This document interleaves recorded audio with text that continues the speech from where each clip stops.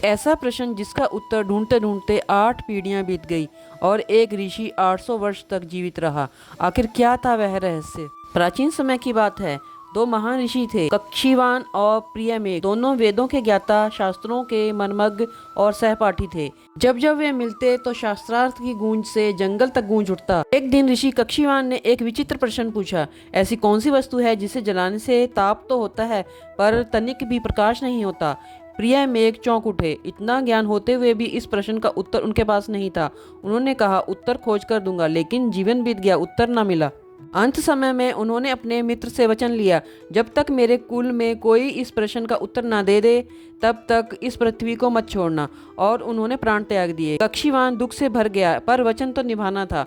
देवताओं से उन्हें एक वरदान मिला था। एक थैली नेवले की खाल से बनी जिसमें चावल के दाने थे। जब तक दाने समाप्त ना हो वे जीवित रहेंगे। हर वर्ष एक दाना गिराते और अपने प्रश्न के उत्तर की प्रतीक्षा करते। इस तरह प्रियमेघ की एक नहीं, दो नहीं, पूरी 8 पीढ़ियां बीत गई, पर उत्तर किसी को नहीं मिला। और फिर जन्म हुआ साकम श्रम का।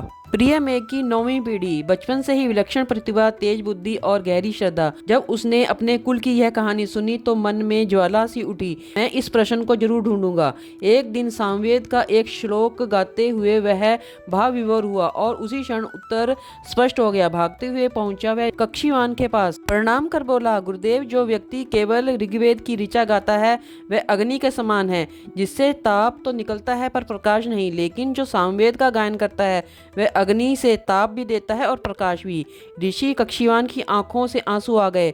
पुत्र, तुमने न केवल मेरे प्रश्न का उत्तर दिया बल्कि मेरे मित्र प्रियमेघ की आत्मा को भी शांति दी। उन्होंने श्रम को वह चावल की थैली दी और कहा, अब इसे धरती पर बिखेर दो ताकि मैं मुक्त हो सकूं।